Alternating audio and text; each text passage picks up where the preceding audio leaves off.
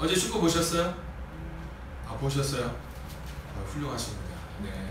여기 저도 어저께 누가 저한테 그랬어요. 어제 축구 9시에 한다고 해서 제가 막 고민했어요. 야, 9시에 하면 예배 끝난 다음에 봐야 되나 말아야 되나 막 되게 고민했는데 다행히 11시에 하더라고요.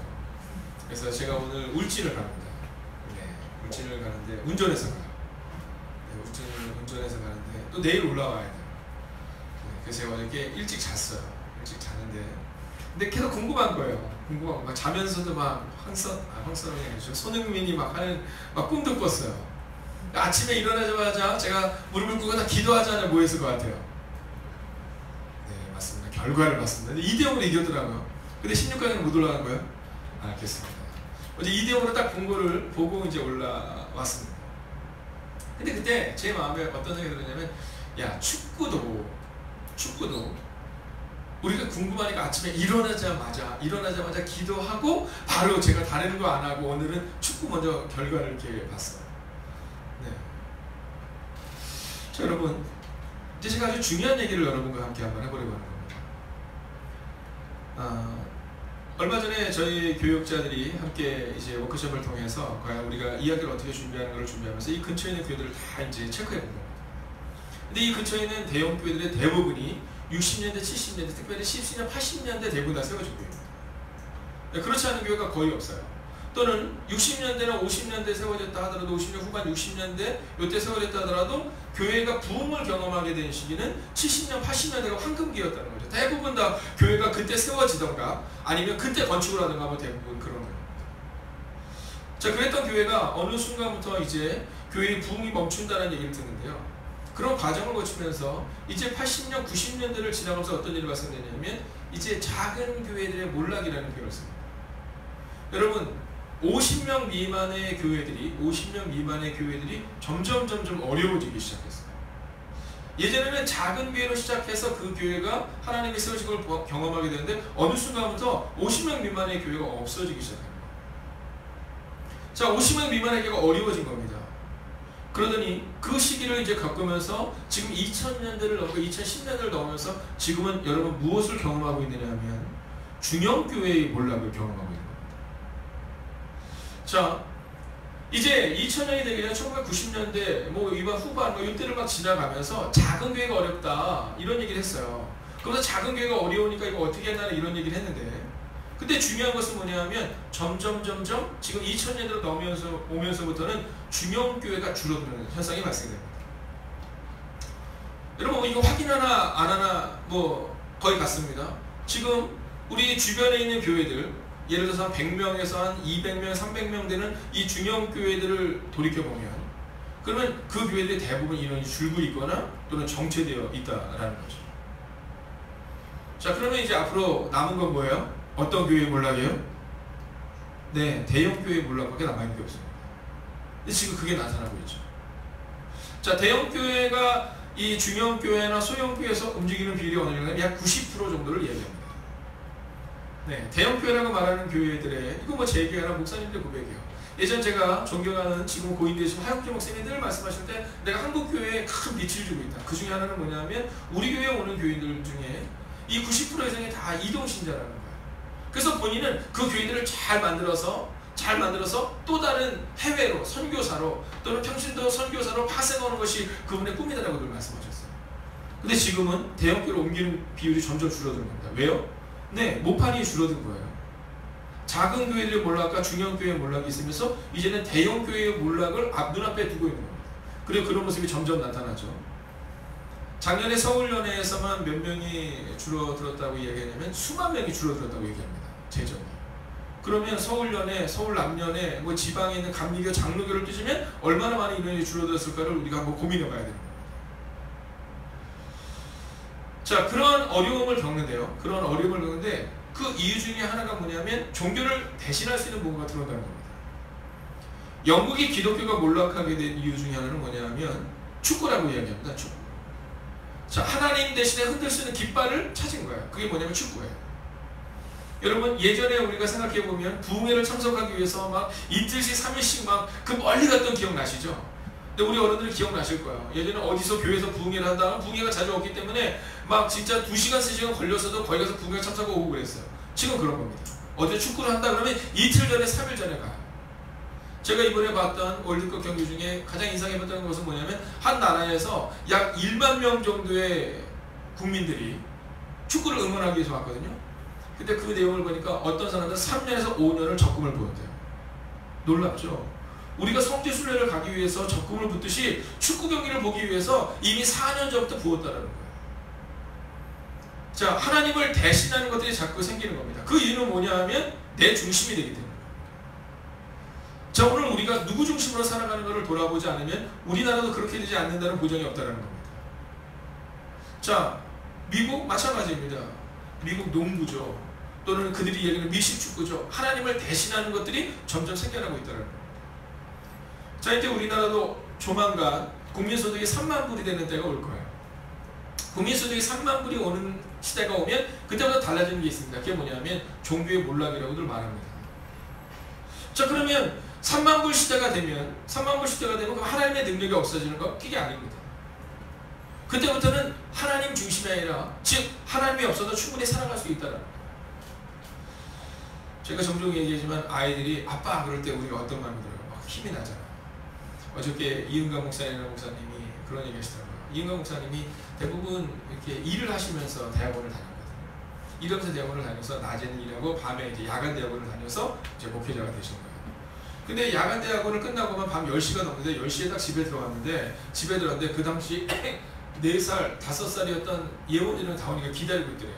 왜 기다리고 있는가 했더니 장난감이 고장이 났는데 아빠한테 고쳐달라고 기다리는데 걔네들한테서 아빠는 누구예요?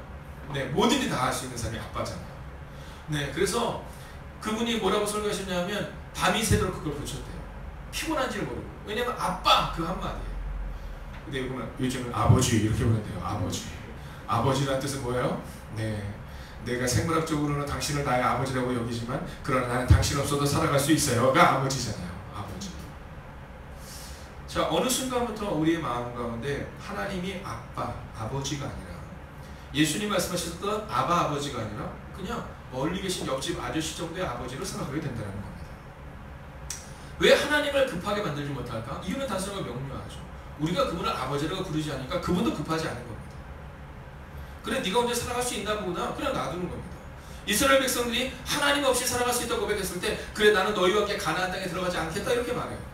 너희가 너희들대로 살아갈 수 있다고 말하니까. 근데 그때 모세가 뭐라고 말합니까? 하나님은 절대로 그럴 수 없습니다 이렇게 말합니다. 절대로 그럴 수 없습니다. 그 모세의 고백 가운데 하나님이 다시금 마음을 들이키셔서 가나안 땅에 들어가시게 되었다라는 거죠. 자, 이제 오늘 이 본문의 말씀을 통해 우리가 분명히 알아야 되는 것은 뭐냐면 오늘 나의 이 신앙생활이 나의 중심의 신앙생활인가 아니면 하나님 중심의 신앙생활인가를 돌아봐야 된다는 거예요. 나 중심인가 아니면 하나님 중심인가. 여러분, 이거는 큰 차이가 없는 것 같지만 매우 중요한 차이입니다. 아니, 우리 인생을 바꿀 수 있는 원칙입니다. 내 중심으로 살아서는 결코 하나님을 급하게 만들 수 없어요. 여러분, 우리가 그러잖아요. 하나님이 함께 하시려면 안 될 것 같아서 목사님 저 지금 너무 급해요 이렇게 말하잖아요. 근데 잘 생각해보면 그것이 뭐예요? 내가 급한 것인지 하나님이 급한 것인지를 돌아봐야 된다는 거예요. 내가 급한지 하나님을 급하게 하는 건지. 여러분, 하나님의 마음을 움직이는 사람이 되지 않으면 그러면 하나님의 역사가 나타나지 못해요. 여러분, 교회 이전을 위해서, 교회의 부흥을 위해서 우리에게 중요한 것이 한 가지 있습니다. 그것은 뭐냐면 하나님을 급하게 만드는 사람이 되어야 한다. 하나님을 급하게 만드는 사람. 여러분, 그 중에 하나가 뭐예요? 금식기도잖아요. 금식기도. 나의 기뻐하는 것이 모든 흉악의 결박을 풀어준다 이렇게 말하거든요. 근데 그 금식을 통해 누구의 마음을 급하게 해요? 하나님의 마음을 급하게 하는 거죠. 여러분, 이사야 62장 7절을 보면 이렇게 말해요. 또 여호와께서 예루살렘에서와 세상에서 찬송을 받게 하시기까지 그로 쉬지 못하시게 하라. 할렐루야. 여러분, 놀라운 고백입니다. 여호와로 쉬지 못하시게 하라. 이것이 바로 이사야 62장 7절의 고백이에요.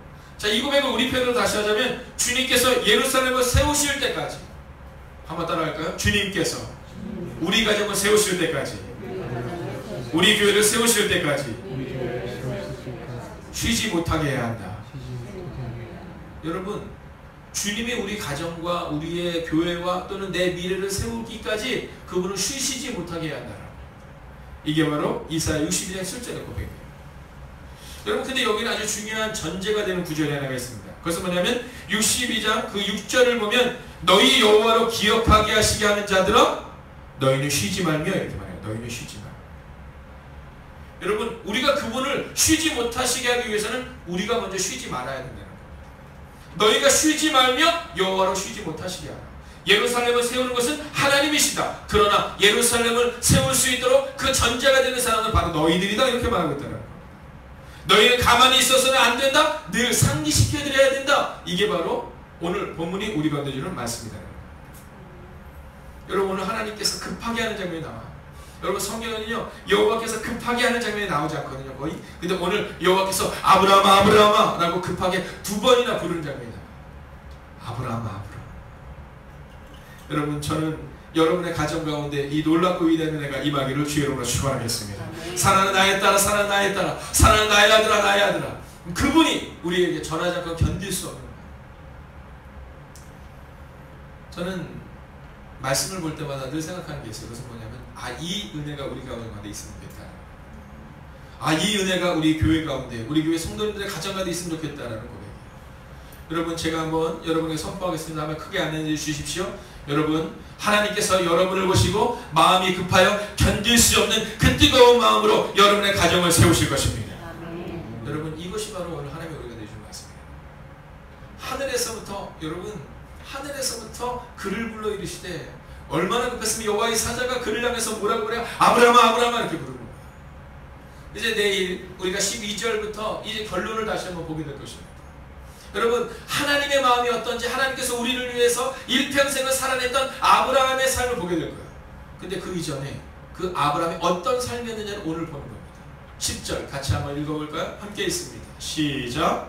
손을 들어 칼을 잡고 그 아들을 잡으려 하니. 아멘.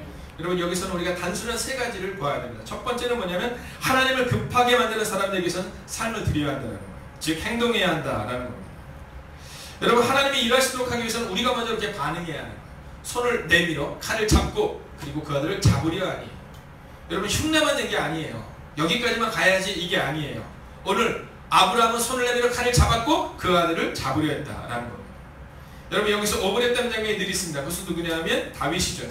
다윗이 골리앗 앞에 설 때 누가 봐도 무모했어요. 여러분, 10대의 다윗이 전심전력하는 모습을 보며 우리가 다 알아요. 야, 다윗 진짜 무모했다.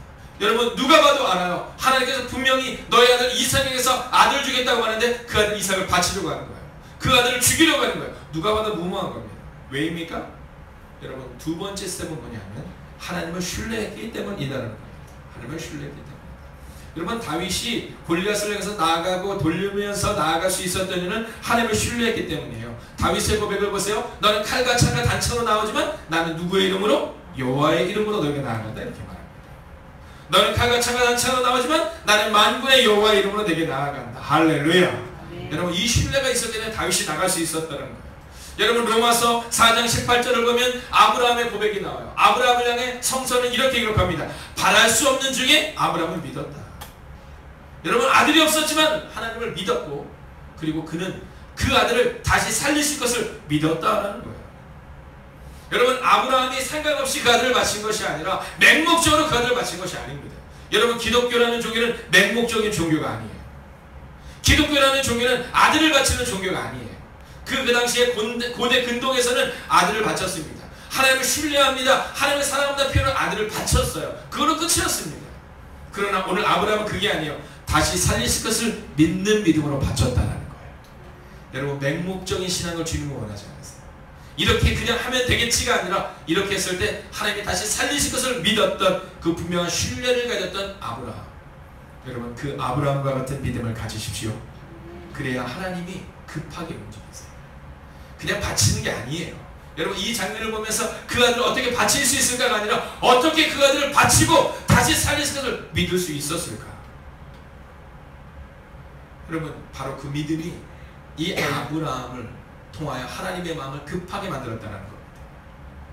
그리고 마지막 3번째는 뭡니까? 바로 그때 하나님이 아브라함을 불렀다는 겁니다.